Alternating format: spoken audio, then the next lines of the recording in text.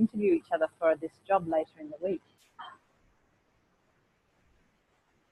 So have a think about that. I mean, we'll put some stuff on the board so that you get a bit more of the richness of the discussion. Because I've been hearing some great stuff as I'm walking around. And I mean, really, we're reworking the competency stuff that you've been doing with Lauren last week. You know, whatever you've been putting, did you realise that? Of course you did.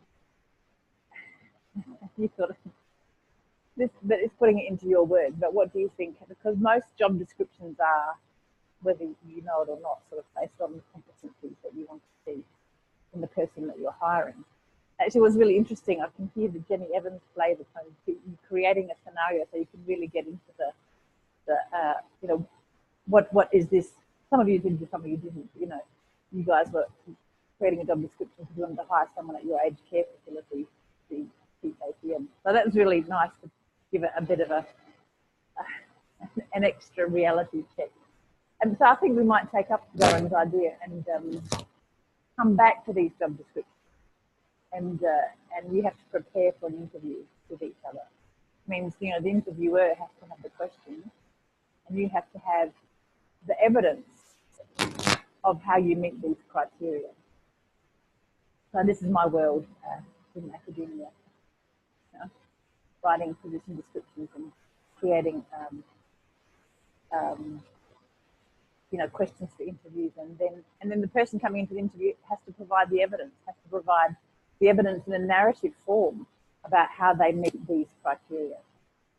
You know, so for example, if you know, one of your criteria is that you have to, that the person, you know, an essential quality is a knowledge of, you know, awareness for movement lessons. You know, I don't know, let's be really stupid to say you have to have the knowledge of the ATM lessons.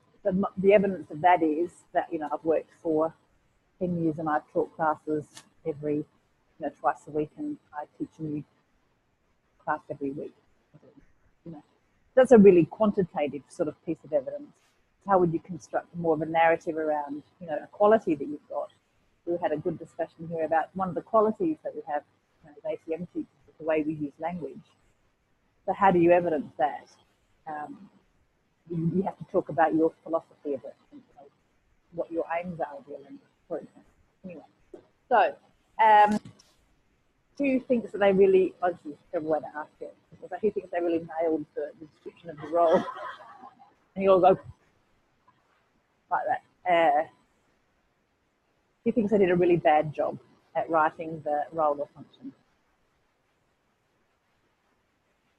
Leah. Mike was going, that's fantastic.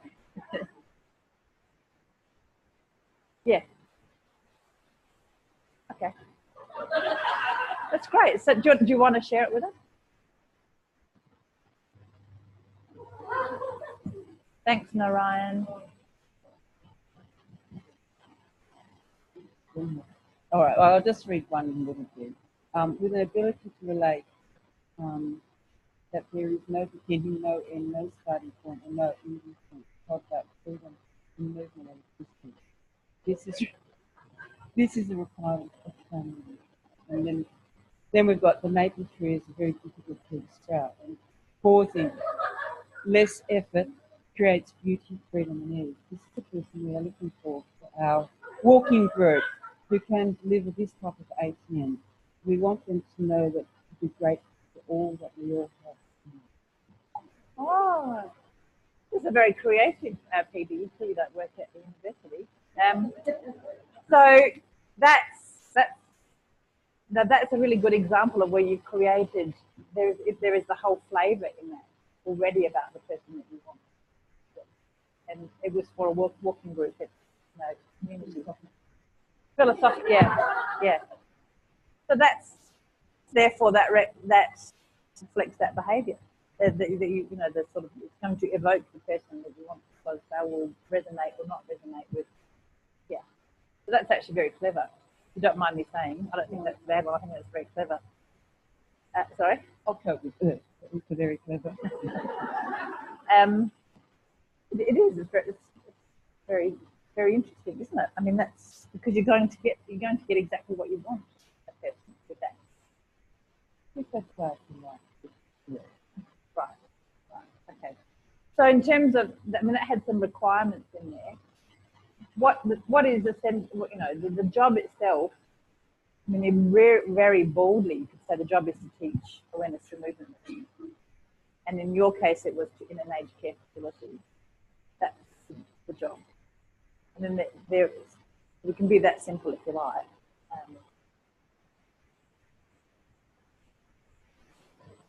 Oops. Well, then good job.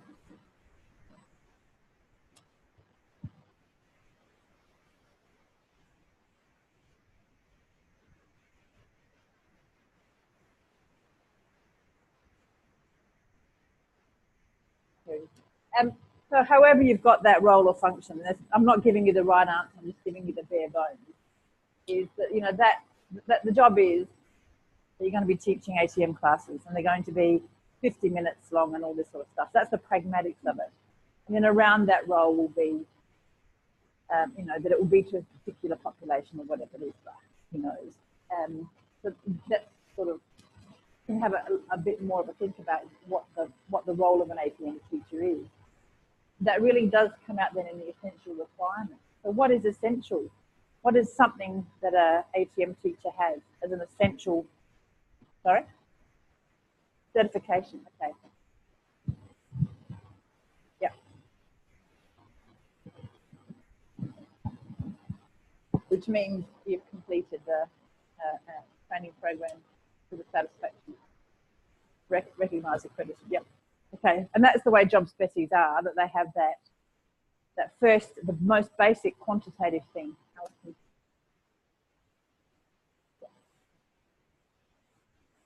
Would you want to have that the person had ongoing membership of the guild so that they kept doing their professional development Okay. and so on? Yep. So in addition to having had certification. Yep.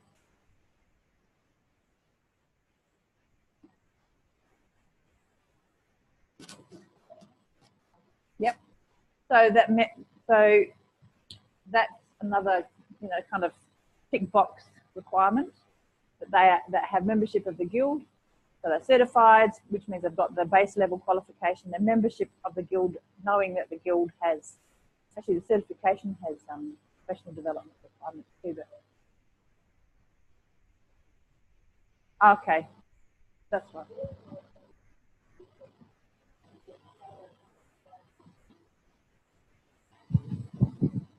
Okay, so certification is about the ongoing professional development and maintaining your professional skills.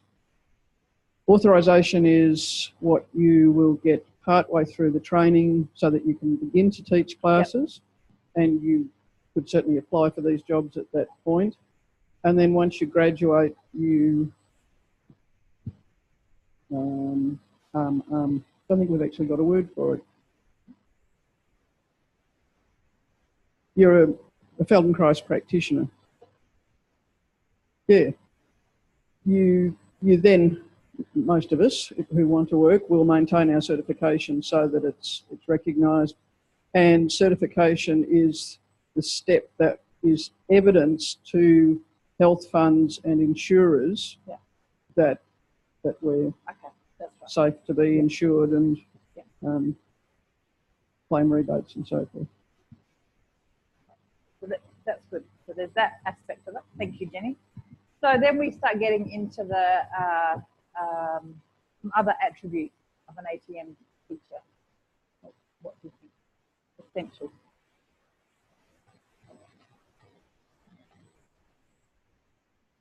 Personal characteristics. Yeah. Okay. We'll put them in personal. We'll put some personal characteristics.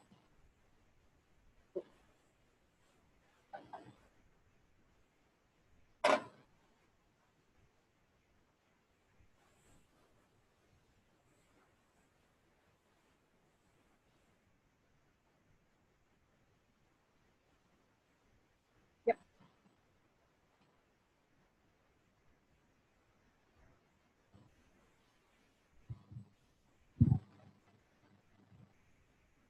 Hello.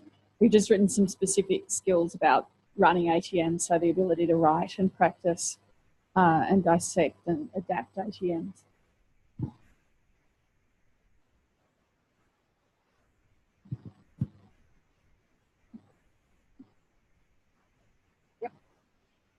I wouldn't get the job because I don't write ATM.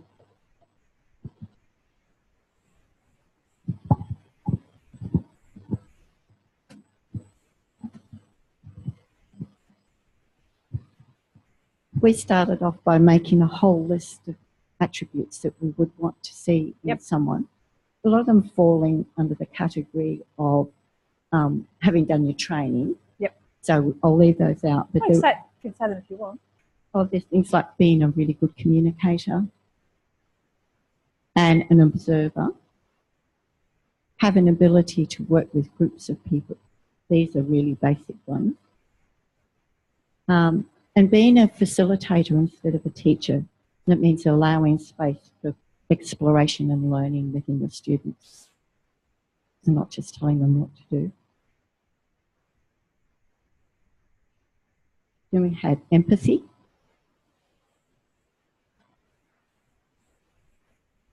Yep. Belief that people have the inherent ability to change and to learn,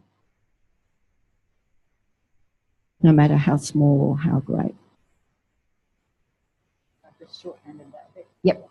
And then able to create a safe and non-judgmental space that is also welcoming.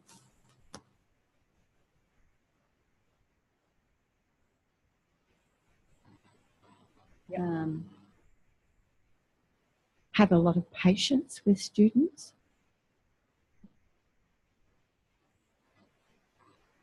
Yep. Hang on a second.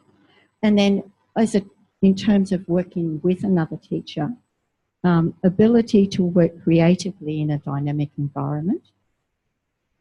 And that also relates to actually doing ATMs as well.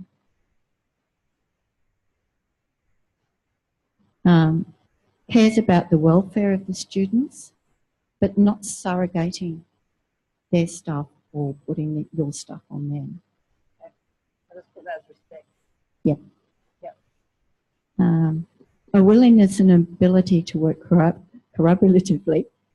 Yeah, I'll get it right in a minute. With self-care and from a professional point of view. Self-care? Yes.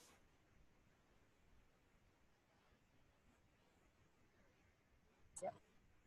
And someone who hasn't got fixed ideas, but is curious.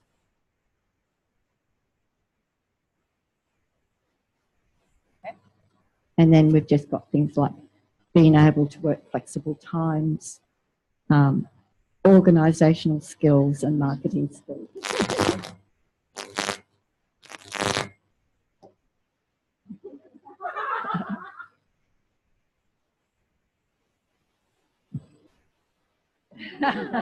Yeah, some of these might be desirable. Yes. Yeah. Walking on water. Yeah. So some of them probably could go into personal characteristics. So in the essential requirements, in a normal job description, they have to be in a somewhat operationalised. So let's pick some of these things. Observational. So observation skills. How would you know that you've got observation skills? What does that mean? I'm going to get the microphone so we can record you for posterity. It's coming.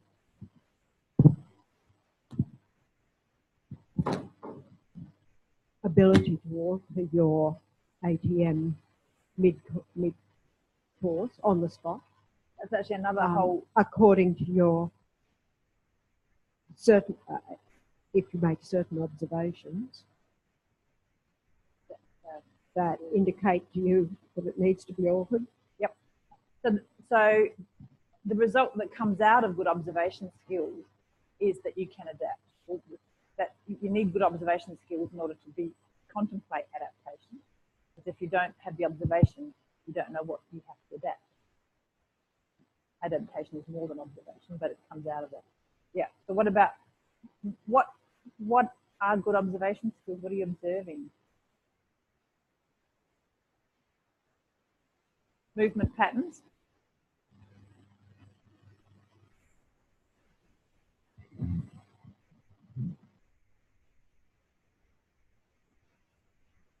Yep. So we've just put it into a sentence that goes like, well, some of these into a sentence. Yeah. To be able to encourage a positive approach to what clients can do while also developing their awareness of their movement possibilities. Get that on the brochure. I mean, And a welcoming, engaging person who is able to adapt quickly to the changing circumstances of clients, because we're in a aged care facility. Or anywhere, yes, they are going to break their hips at all times. A welcoming, encouraging person who is able to adapt quickly to the changing circumstances of clients.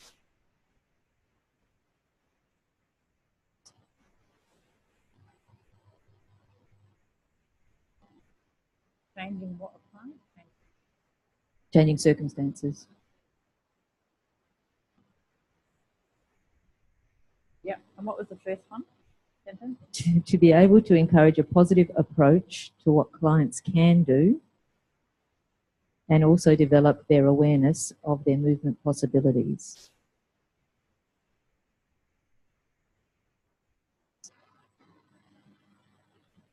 Also, what their positive. Develop their awareness of their movement possibilities. That's a direct statement to my mother.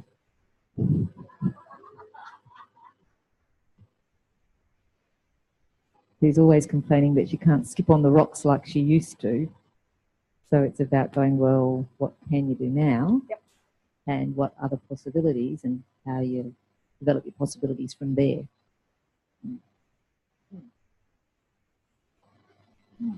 And an understanding of aged care and working with this diverse group within a retirement community. Yeah.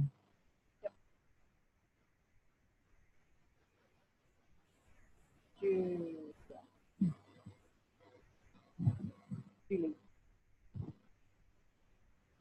Something that hasn't been mentioned that we included was that interview applicants will be requested to deliver a short partial ATM lesson and be able to discuss its merits and aims. To give them a task. I've had that happen, especially in a teaching, delivering, modelling sort of role. Yeah. That's really interesting. Yes. And so if you can discuss its method, they might say it could be an alternative to that, you know, start to really find out what sort of depth of knowledge and experience you have. Darren, I think I hear an activity for next week.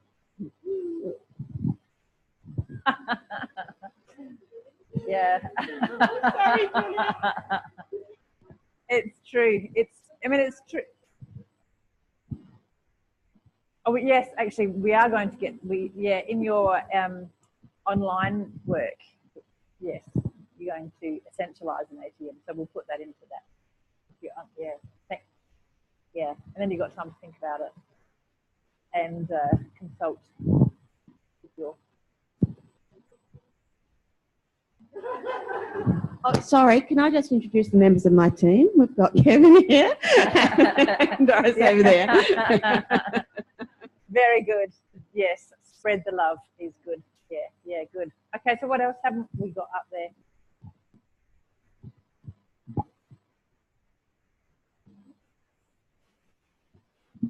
So there's a relationship. Raymond said something about a relationship thing. We'll come back to that if you go. We had more prosaic things like current first aid certificate and relevant professional insurance.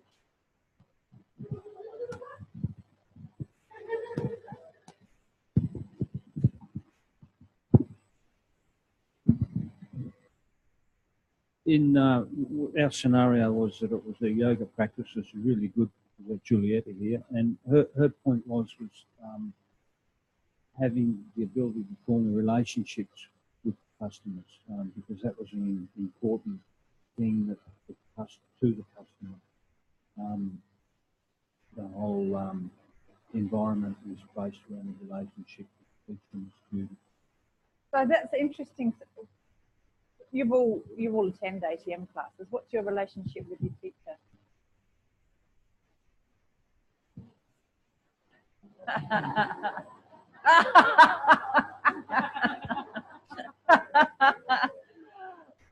That is funny.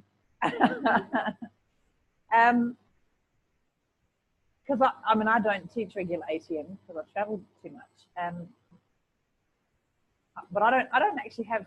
I have rapport with my students, but I wouldn't say I've got much of a relationship. It's quite a, in a way, you'd say it's a distant relationship. So I'm interested. I'm actually interested in this.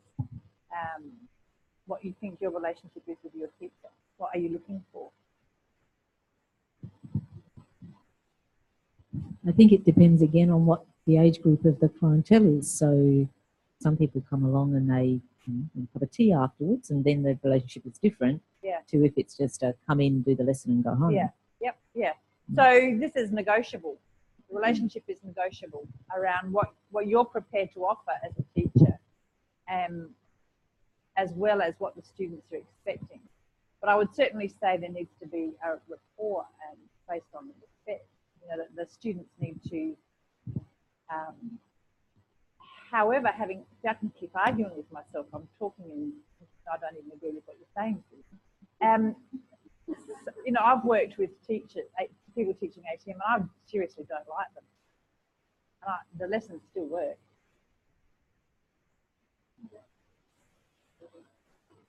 Yeah. Yeah. Yeah. Yeah. Yeah. Yeah. Yeah. Yeah. Yeah. So yeah. Again, it's either a professional approach or a more professional approach, or more encouraging, familiar kind of relational So, I approach. think this is something for you to all really. It's a really, really, really good point to contemplate what kind of relationship, because there has to be a relationship, and for you to be sort of sustainable in this, you want to think about what you're prepared to offer in a relationship. So, for example, you probably haven't met, or Jane Mortimer has, Margaret Mayo, for example, one of my colleagues in Adelaide. Her ATMs are in her home. So the last thing she would want to do, I think, is to have a close relationship with the students, because she'd never get rid of them. You know, she's got a lovely home, hasn't she, Jane? And people would want to stay and talk with her because she's fascinating. But I haven't gone to her classes, but I could imagine she's very much like, okay, off you go. Because it's her home. Yeah, that's right. Yes, yes, yes, exactly. Yes, yes. That's right. So you need to know that that's the relationship that you want with your clients, and you have to set those expectations. Yeah, so she's got a way out. Yeah.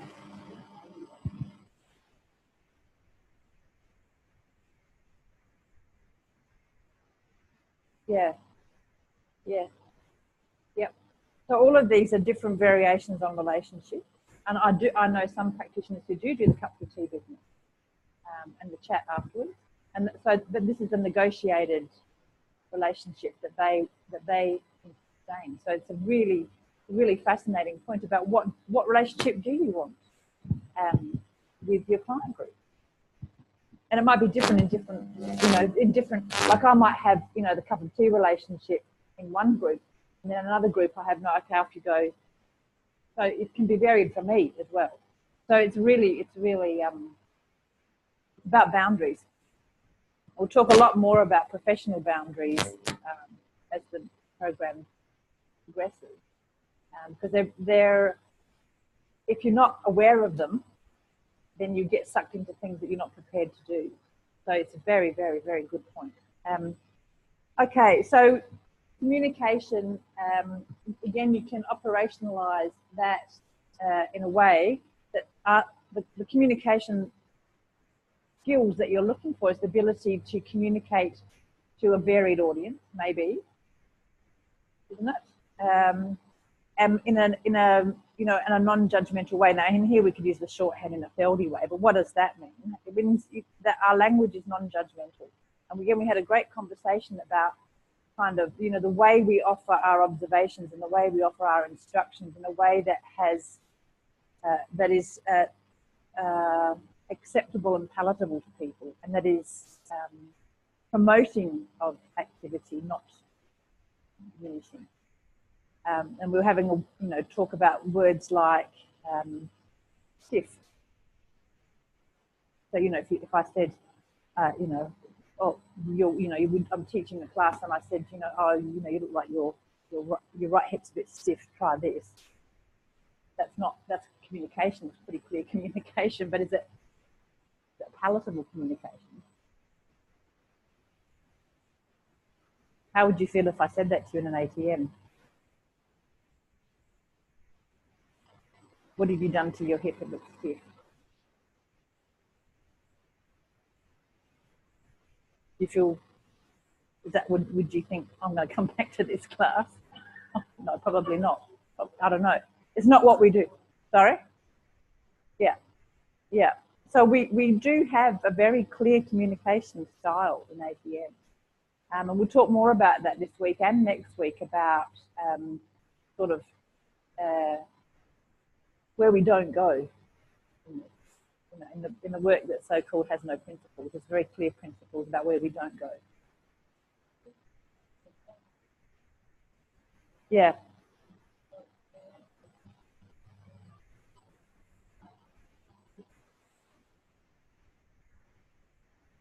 That's right. Yeah, you don't. Yeah, and they've judged themselves, and they've diminished themselves with that judgment. Our role is to help them be free of that judgment, so that they've got other possibilities, which is your mum.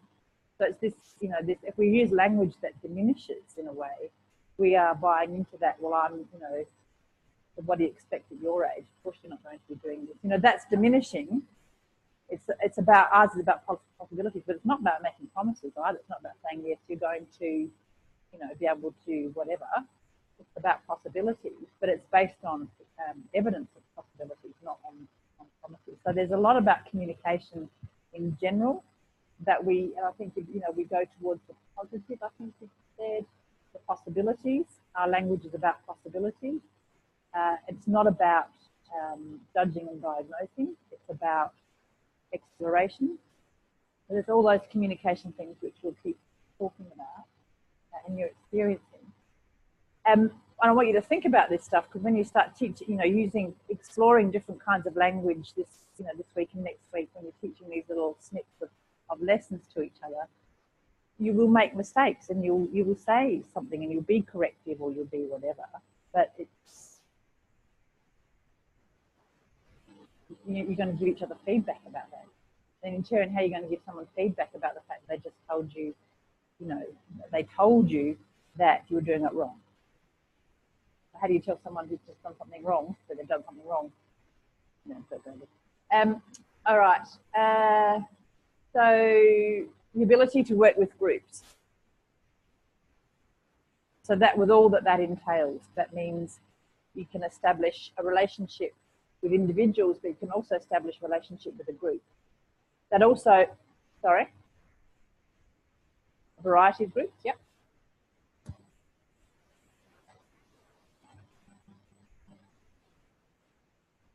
Now, in some settings, you know, that will have very specific skill levels. If you're working with a particular group, in a particular cultural group, or a particular group, you know, that has a particular disadvantage, or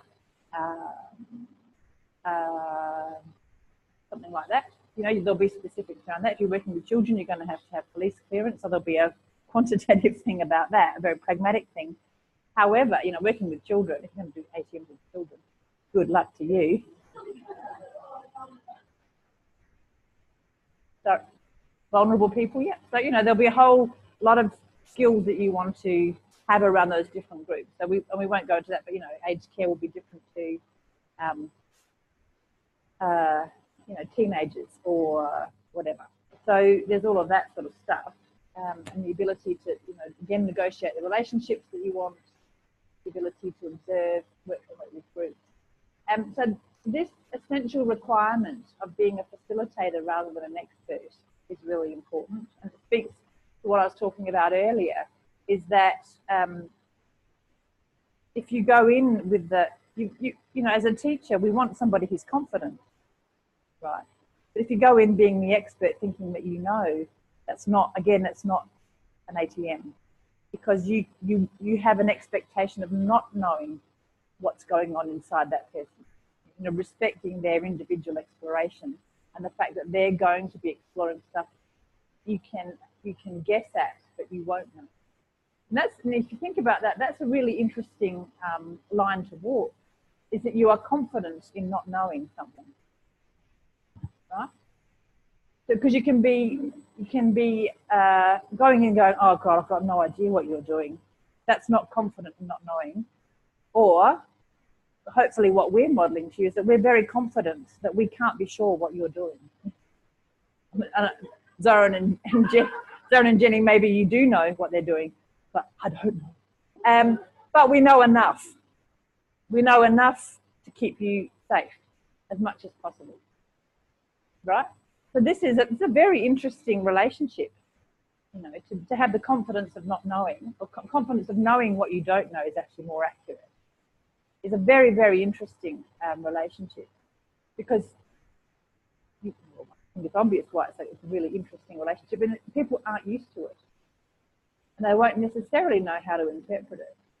You know, like, well, you're very confident, but you've just said, you know, you don't really know. And because people want you to have the power, you know, students will come in and they don't want the power, they want you to have the power, and they want to hand their bodies over to you to fix.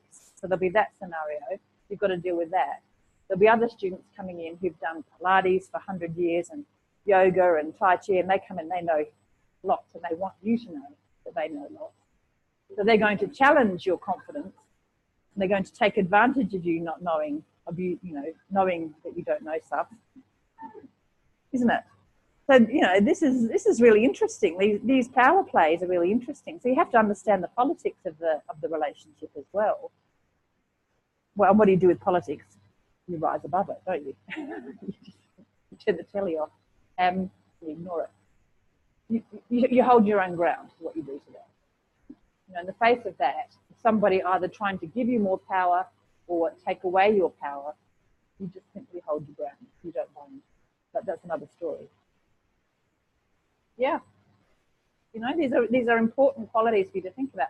Now, of course, you're learning to be an ATM teacher, so to say, oh, I have to, you know, emerge out of the chrysalis of the town hall, confident in knowing what you don't know, it's a work towards, isn't it? But what I would like you to do is to imagine what that is going to be like, what it's going to be like to feel confident knowing what you know and knowing what you don't know. All right, I think there's enough about that. But that really speaks to this idea of facilitating. And I want you know, you have to be very clear in your self-observation of how you take on power or how you give up power. So I'm quite a powerful person, and I'll tell you for nothing. The way I take on power is I use humour. I think that's really odd, but it's true. That's the way I exert power, is using humour. So you have to observe for yourself, how is it that you take on power? And then how can you soften that in a way that's palatable?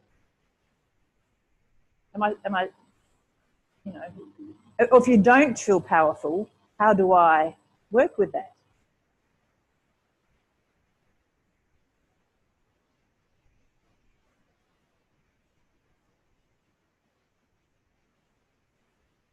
Yeah. Yeah.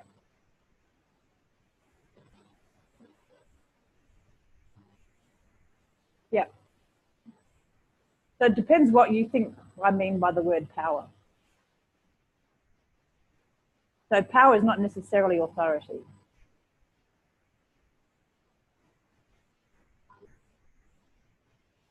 So what I'm saying here, I mean, power is literally it is force over time. Do I have a force, as in do I have an influence? And yes, I have to have some power. I have to have some influence over time with the people on the floor, and people on the floor also have to have power. They have to have influence over time. So absolutely, in in this role, if you're a facilitator, there is shared power. Is that?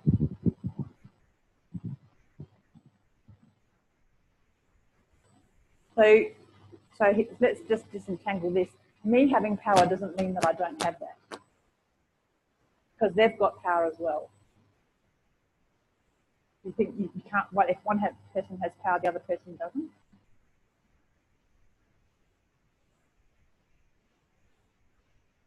I'm interested in the way you heard it.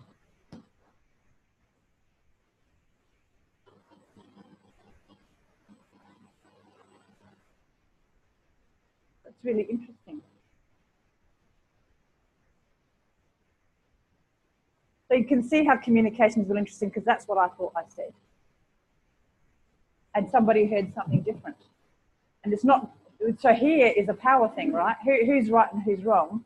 Get rid of the right and wrong in this thing. I'm not now going to talk about, oh, you heard me wrong, or you're not going to say, Susan, you said it wrong. You're just going to say, isn't this really interesting? Like, communication is really two-way. So in this interaction, we've actually demonstrated, hopefully, what you're talking about is, if I am sharing this power, and we both have that in the room, then your view is as valid as mine, and we can have a conversation. Now, Australians are really shit at this. We are really shit at it. And half the people in the room now are quite uncomfortable that I chased this down, because we are really, really shit at doing this when two people don't meet in communication. Who feels uncomfortable about, huh?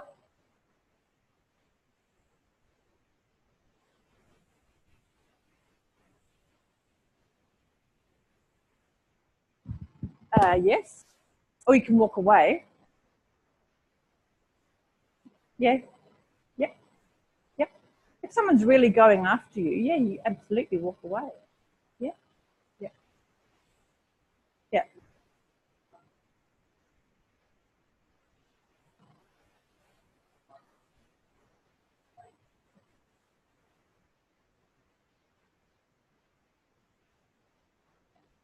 Yeah. Yeah. Yeah. Yeah. Yeah. Yeah. Yeah. Yes, exactly. Yeah, it works both ways. Yeah, yeah. So, does that happen to you? And what did you do? You want a microphone?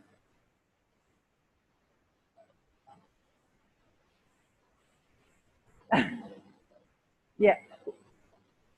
Yeah. What happens if it disrupts the class? No, but in your Pilates class, and you're the teacher, and they come in, they do it. What happens if it's really interfering with the students' learning?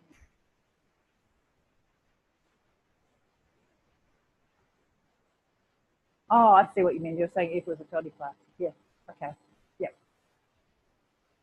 Yeah. Yep. Yep.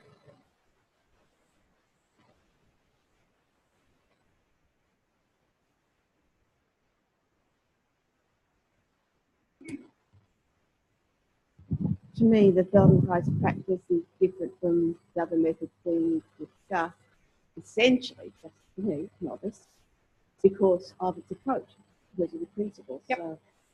So therefore, an essential requirement is not knowledge of the core principles of Feldenkrais. So a core requirement for the job is a knowledge of the principles of Feldenkrais.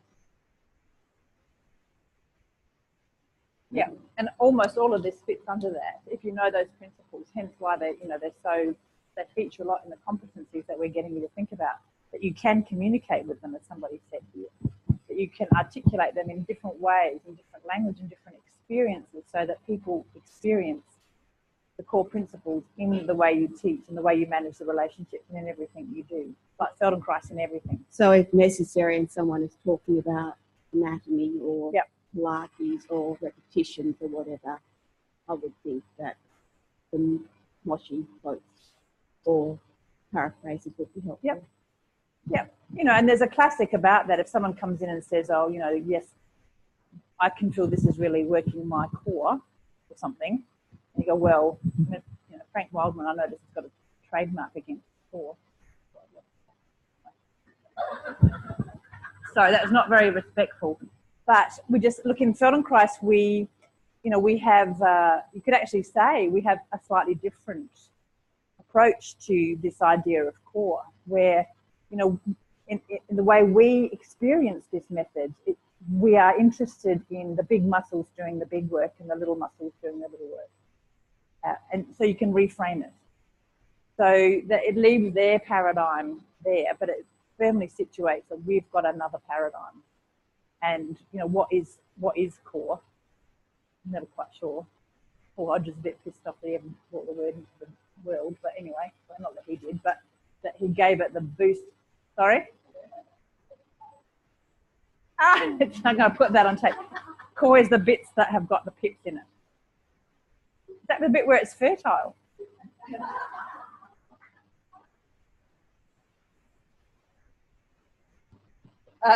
Yes, sorry. Yeah, my sense of humour doesn't always go in. It's very. When I'm teaching overseas, I have to really stop. That's what I'm saying. Really stop, because one of my friends once said, he's a South African, and he said, "Susan, sometimes humour does not travel." So I'm more careful. Okay, some more essential requirements. So we've got this idea that we're creating a relationship and a space where we are aware of these I could say issues of power, but I don't want to say it's an issue. It's just reality, right? Of how do we equalize the power so that we don't give it up and let somebody take over the class who doesn't actually know what the class is for? Because we are the teacher, right? We are responsible for this class. So we can't give it up. How do we make an arrangement that's implicit, where it's shared? Yeah. So people feel like they've got a voice, but they haven't got a voice whenever they want. Because that's also, there is a discipline to this. There is a discipline to what we're teaching. Yeah. That's lovely. This is the beauty of language. Did you hear that? The difference between power over versus power with.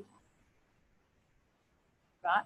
Now, we're not scared of power in Feldenkrais. There's this thing about Feldenkrais, everything is easy and lovely and schmoozy and comfortable and yummy and Actually, when I've done an ATM, a really good ATM, I get up and I feel powerful. But I feel comfortable about my powerful. It's not a bristle power. It's not a forced power, if you can mix two words like that. So, maybe some of you have to contemplate what would it feel like to have that power and the authority, which are aimed at allied, but not quite the same. Narayan, would you like to be powerful? I like that, power versus force. They're two words that resonate with us. And I forgot, a friend was reading a book, but anyway, he was relying, and it was like power versus force. And just the difference of, we are pushing the point of view. Yeah. But like kind of being to go beyond the enemy almost. And like I had a really good experience of this on the loop. And like I went to park my car, and I was going to see my cousin was doing a little hip hop set in like some bar, and I was like, I haven't seen him play rap. So I was like, well, I'm going to go down there, and it's raining, and I was like really unsure, but I was like, I'll just go do it anyway, and I'll surprise him, and I'll like park at Pitt Street. So it's like this real kind of dodgy place where he was living, called Pitt Street. So he kind of yeah. And so I go in and I park, and he doesn't live there anymore, so it's like there's a bunch of dudes again, there's like a basketball court in the middle, so it's like, I was like, but no, they're all really good ledges and stuff, and like they usually walk from there to the venue. So I've just gone park there, assuming that they've all walked there. There's no park, so I've like parked the car in, kind of thing. And I've gone, I was like, I heard some music playing inside. I probably should have gone in, but I was a bit late, so I just walked from there to the venue. And I get into the venue, and I've like, gone in and seen my cousin, and we've had a really good time, whatever. And then like later on, I see Ace, his name's Ace, and like one of the guys there, and he's like such a beautiful, gentle dude. He's like shreds the guitar really well, but he's like so gentle. And I was like, oh, AC man, I just want to let you know I parked. I just like parked in the driveway, and I think I like parked in my car or something. I thought it was my cousin, but he doesn't live there anyway because my head's like with the air bubble sometimes. And then and he's like, oh, that was you. Yeah, man, like, you know, you really, like, I was gonna drive and stuff, and like there was like, you know, and then I was like, I saw this there, and that was the fourth time somebody's parked me in the last 2 days, and like we're almost gonna smash the windscreen and the tires.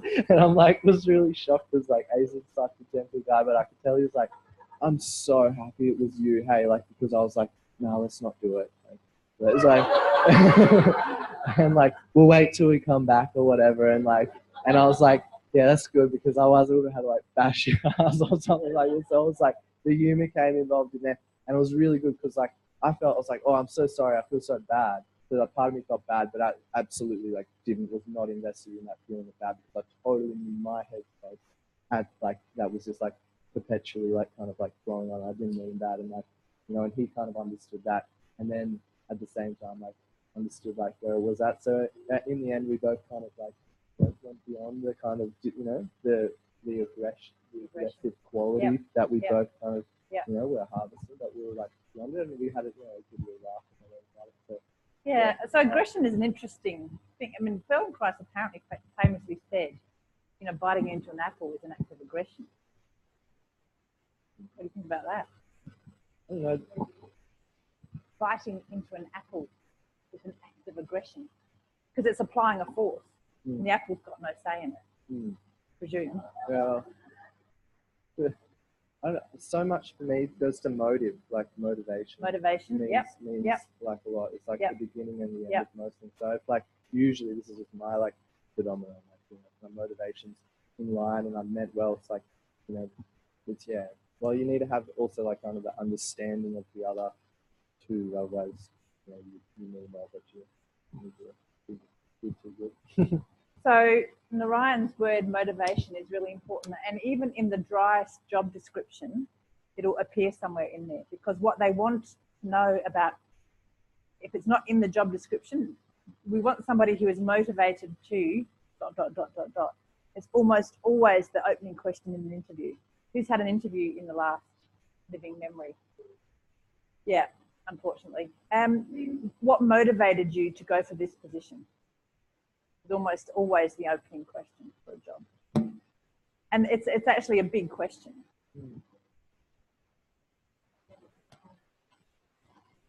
So opens the door to discuss what you can bring to the job, whether or not you've had loads of experience at the time. You do have to be accredited.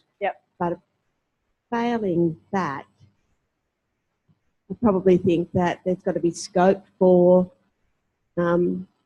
anyone to apply, for a lot of different people to apply, young, old, experienced, inexperienced, you know, whatever, as long as they're accredited.